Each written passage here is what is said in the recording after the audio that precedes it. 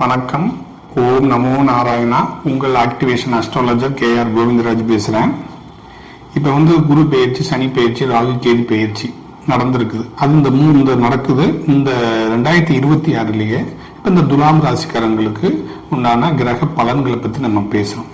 பொதுவாகவே துலாம் ராசிக்காரங்களுக்கு சுக்கிரன் தான் அதிபதி. அந்த கிரகம் இந்த ராசியில் இருக்கிறவங்களுக்கு பொதுவாகவே ரெக்ஸுடைய லைஃப் தான் இருக்குன்னு விரும்புவாங்க ஜென்ரலாகவே. ஏன்னா அவங்க போடுற ட்ரெஸ்ல இருந்து இவங்களுடைய ஆடம்பர லைஃப்ல இருந்து எல்லாமே அந்த சுக்கிரன் தான். ஏன்னா பணத்துக்கு அதிபதியான கிரகம் சுக்கிரன் இல்லைங்களா, அதனால பணத்தை கொடுத்துக்கிட்டே இருக்கும். இவங்களுக்கு சனி நட்பு கிரகங்கிறதுனால இவங்க தராசு மாதிரி கரெக்டா இருக்கணும்னு நினைப்பாங்க, அது மாதிரி இருப்பாங்க. இதெல்லாம் நம்ம பொதுவாகவே சுக்கிரனும் சனியும் சேர்ந்தாவே மிகப்பெரிய ஒரு ராஜ யோகத்தை கொடுக்கக்கூடிய கிரகம் இது. அது அந்தந்த ராசியில அந்தந்த கிரகங்களுடைய தசையில அந்தந்த யோக பலத்துல அந்த கிரகங்கள் கொடுத்துரும். நீங்க யாரும் எதையும் நிப்பாட்டவே முடியாது. நம்ம நிப்பாட்டாட்டினாலும் அந்தந்த கிரகங்களுடைய தசை புத்தி வரும்போது பணத்தை வாரி இறைச்சிடும். சுக்கிர தசை வந்துச்சு, சுக்கிர தசை நடக்குது அப்படின்னு சொன்னா அந்த தசை காலத்துல பணத்தை அள்ளி கொடுத்துரும். மிகப்பெரிய லைஃப்ல சேஞ்சஸ், வசதியான வீடு வாசல் இந்த மாதிரிலாம் இருக்கும்.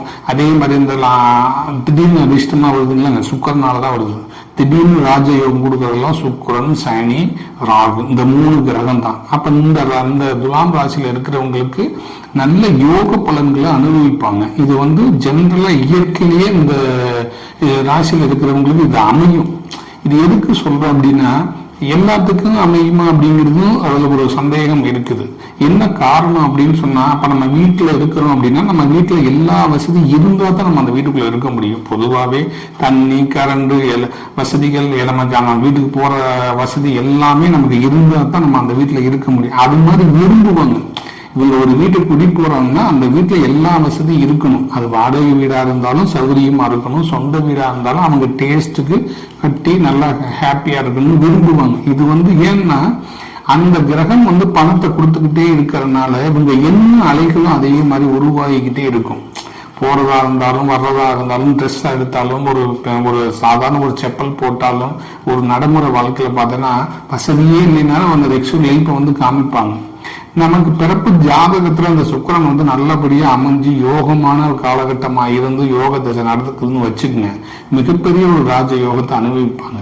இது எதுக்கு சொல்றோம் அப்படின்னு சொன்னா, கிரகங்கள் பார்த்து நம்ம கொடுத்தா தான் வாழ்க்கையில உயர முடியும். அப்போ நம்ம வீட்டுக்கு எல்லா வசதியும் வேணுங்கிற மாதிரி இந்த சுக்கிரன்ங்கிற கிரகத்தோட மற்ற கிரகங்களும் சப்போர்ட் பண்ணணும். சனி, ராகு, மற்ற கிரகங்கள்லாம் அந்த சப்போர்ட் இருக்கணும். மற்ற கிரகங்கள் சப்போர்ட்னா என்ன அப்படின்னு சொன்னா, இப்ப சூரியன், சந்திரன், சனி எல்லாம் சாபத்துக்குரிய கிரகங்கள் அந்தோட இணைவு வச்சா நமக்கு யோக பலனை தடுத்துரும். கர்மான்னு சொல்றோம் இல்லைங்களா, அதுதான். அந்த யோக பலனை தடுக்கும் போது அந்த சுக்கிரனால பலன் கொடுக்க முடியாம போயிடும். அதே மாதிரி சுக்கிரங்கிறது யோகக்காரன் சொல்லுவோம். சுக்கிரங்கிறது மிகப்பெரிய ராஜயோகத்தை கொடுக்கக்கூடிய கிரகம். அதே அந்த கிரகத்தோடைய தொடர்பு உடம்புல எப்படின்னா, விந்தணுக்கள் உருவாகிறதுக்கு சுக்கிரன் தான் காரணம். அப்ப ஒரு குழந்தை நமக்கு கிடைக்கணும் அப்படின்னா சுக்கிரன் நல்லா இருக்கணும். அப்ப கிரகங்கள் கெட்டு போகுதுன்னா ஒரு மனுஷன் உடம்புல விந்தணுக்கள் இல்லை அப்படிங்கும்போது சுக்கிரன் கெட்டு போயிருக்கும். அப்ப அந்த விந்தணுக்கள் குறைபாடா இருக்கும். அப்ப சுக்கிரனை நம்ம ஆக்டிவேஷன் பண்ணணும். இப்படித்தான் ஒவ்வொரு கிரகங்களையும் நம்ம பார்க்கணும். இப்ப நம்ம சொல்றோம், சார் இந்த ராசியில மிகப்பெரிய யோகம் வரும், சுக்கிரனுடைய தசையோ சுக்கிரனுடைய புத்தியோ நல்ல யோக பலனா அனுபவிப்பாங்க அப்படின்னு நீங்க சொல்றீங்க. எனக்கு அந்த மாதிரி நடக்கல அப்படிம்பாங்க. நடக்காதுக்கு என்ன காரணம்னா, நான் சொன்ன மாதிரி கிரகங்களுடைய தோஷங்கள், இப்ப ராகு கேது தோஷம், முன்னோர்கள் சாபம், பித்தர்கள் சாபம், கிரகங்களுடைய பிறப்பு ஜாதகத்துல கிரகங்களுடைய தடைகள் இருந்துச்சுன்னா இந்த யோகங்கள் வேலை செய்யாது. இப்ப நிறைய பேருக்கு கேள்வி என்ன தெரியுங்களா, எனக்கு எல்லாமே சொன்ன மாதிரி ஜாதகத்துல இருக்கு, ஆனா நடைமுறையில நடக்கிறது இல்லை அப்படின்னு நினைப்பாங்க. என்ன காரணத்தினாலன்னா, இந்த மாதிரி கிரகங்கள் பிறப்பு ஜாதகத்துல தோஷமும் தடையும் சாபமும் அப்படியே ஒன்று கூடி லாக் பண்ணியிருக்கனாலதான் இந்த தசைகள் புத்திகள் வந்தாலும் நமக்கு நடைமுறையில ஜெயிக்க முடியாம போறது. இப்ப எப்படி சொல்றது அப்படின்னா, வீட்டை வாங்கிடுவோம், ஆனா வீட்டுல குடி போய் இருக்க முடியாது, அதுக்கு மேல கடன் ஆயிரும். அப்ப கடன்னால நம்ம வீட்டுக்குள்ள போனாலும் நிம்மதி இருக்க முடியாம போயிடும். என்னன்னா, இந்த தோஷமும் சாபமும் இருக்கிறதுனால நமக்கு வருமானத்தை திடீர்னு லாக் பண்ணி போறோம். அது எப்பேற்பட்ட ஆளா இருந்தாலும். அப்ப என்ன பண்ணணும் அப்படின்னு சொன்னா, நமக்கு இந்த 9 கிரகங்களும் நமக்கு எந்த மாதிரி நமக்கு பாசிட்டிவா இருக்குதா நெகட்டிவா இருக்கான்னு பார்க்கணும். இப்ப அந்த ஜாதகம்னு எடுத்துட்டீங்கன்னாங்க லக்கணம் தான் இந்த ராசி இருக்குன்னு இப்ப துலாம் ராசின்னு நான் சொல்றேன். லக்கணங்கிறது உயிர், ராசிங்கிறது டெய்லி கிரகங்களுடைய பேச்சு நடந்துகிட்டே இருக்கிறது. இப்ப எப்படி சந்திராஷ்டம் நடக்குது இல்லைங்களா, கிரக நகர்வுகள் டெய்லி நடந்துகிட்டே இருக்கும். ஒரு மாச கிரகங்கள் நகர்வுகள்லாம் இருக்கு. அது மாதிரி இந்த நம்ம 9 கிரகத்திலையும் உயிரோட்டம் கொடுக்கிறது தான் லக்னம். அப்ப அந்த லக்னத்துல இருந்து நம்ம ஜாதகத்துல இருக்கிற 9 கிரகங்களும் பாசிட்டிவ் ஆக்டிவேஷன்ல இருக்குதா, பாசிட்டிவ்னா நமக்கு தோஷமோ சாபமோ இல்லாம அந்த கிரகம் இருக்குதா அப்படிங்கிறத பார்க்கணும். அப்படி இருக்குது அப்படின்னு சொன்னா நமக்கு மிகப்பெரிய யோகத்தை கொடுத்துரும் சுக்கிர கிரகம். அப்ப அந்த சாபமும் தோஷமும் தடைய எந்த கிரகம் ஏற்படுத்துதுன்னு பார்க்கணும். அது சூரியனா, சந்திரனா, செவ்வாயா, புதனா, குருவா, சுக்கிரனா, சனியா, ராகுவா, கேதுவா, இந்த மாதிரி 9 கிரகத்தையும் நம்ம எடுத்து பார்க்கும்போது அங்க தடை இருக்கும். அப்ப அந்த தடை நிவர்த்தி ஆகுது அப்படின்னு சொன்னா நமக்கு அந்த சாபம் விலகி அந்த சுக்கிரனால கிடைக்கக்கூடிய நன்மைகள்லாம் கிடைக்கும். ஒரு ராசியில யோக பலன்கள் இருந்தாலும் வேலை செய்யல அப்படின்னு சொன்னா நிறைய நான் ஜாதகம் பார்த்து ஆனா எனக்கு எந்த பலனும் நடக்கிறது இல்லை அப்படின்னு சொன்னா என்ன காரணம்னா நமக்கு கண்ணுக்கு தெரியாமையே நம்ம வீட்டிலேயே இருக்கிறோம், ஒரு குடும்பமா இருக்கிறோம்னு வச்சுங்க, நமக்கு தெரியாமையே ஒரு சில விஷயங்கள் நடந்துகிட்டே இருக்கும். கண்ணுக்கு தெரியாமையே ஒருத்தருக்கு ஒருத்தர் செய்வனை வச்சுக்கிறது, ஒருத்தருக்கு ஒருத்தர் போட்டிகள் நடக்கிறது, தொழில் போட்டி நடக்கிறது, குடும்ப பிரிவை ஏற்படுத்துறது, எல்லாம் நம்ம கண்ணுக்கே தெரியாது.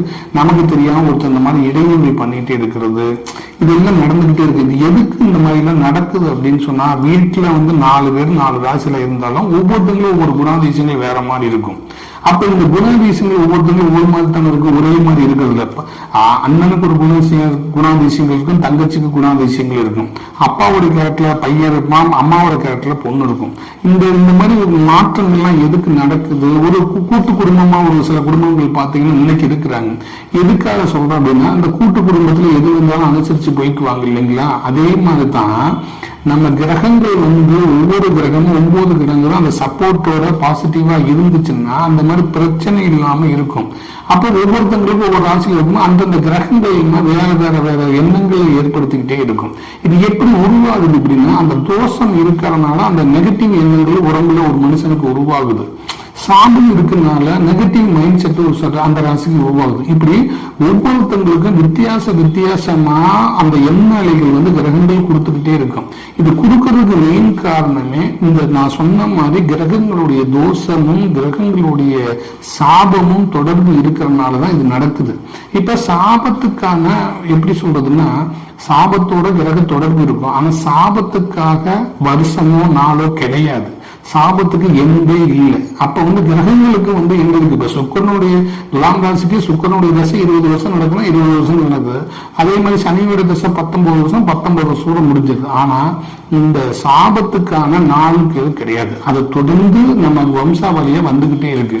அப்ப முடிஞ்ச வரையும் அந்த சாபத்தை நம்ம நிவர்த்தி பண்ணணும். இப்ப நம்ம என்ன பண்றோம்னா ஜாதகங்கள் பார்த்து கிரகங்களுடைய தோஷங்கள் இருக்குதா, எந்த கிரகம் அந்த தடையை ஏற்படுத்துதுன்னு பாக்குறோம், அதை பார்த்து அந்த தடையை நிவர்த்தி பண்றோம். என்ன சாபம் இருக்குன்னு பாக்குறோம், அந்த சாபத்தை நம்ம நிவர்த்தி பண்றோம். இதே மாதிரி அந்த சாபத்தை நிவர்த்தி பண்றது நம்ம தான் ஃபர்ஸ்ட் அதுக்கான ஒரு ஆக்டிவேஷன் பண்ணி அதுக்கான ஒரு மெட்டீரியல் வச்சு அந்த சாபத்தை நம்ம நிவர்த்தி பண்ணியே காமிக்கிறோம். அப்படி இந்த சாப நிவர்த்தியான அடுத்த செகண்ட் கிரகங்கள் யோகத்தை கொடுக்கும். ஏன்னா கிரகங்கள் ஒண்ணுக்கு ஒண்ணு தொடர்பு இருக்கிறதுனால நம்ம சரியான படியில் என்ன கிரகம் நம்ம பார்க்காம பொது பலனை பார்க்கறதுனால நமக்கு சில ஒரு சேஞ்சஸ்கள் வராம இருந்து நம்ம ஜாதகம் பார்த்து சரியில்லாம இருந்து ஜாதகம் பார்த்தாலும் மாறி இருக்கிறது இருக்கு. இதுலயே இன்னொரு சின்ன கருத்து என்னன்னா ஜாதகத்திலேயே ராசி வேறையா இருக்கும், லக்னம் வேறையா இருக்கும், குறிச்சிருக்கிறது வேறையா இருக்கும், ஜாதகத்துல வேறையா இருக்கும், இந்த மாதிரி எல்லாம் இருக்கு. அப்ப ஜாதக கோளாறு இருக்கும்போது சில நேரத்துல நடைமுறையில தசாபுத்திகளை யோக பலன் நடக்கிறது இல்லை, நம்ம எதிர்பார்த்த மாதிரி நடக்கிறது இல்லை.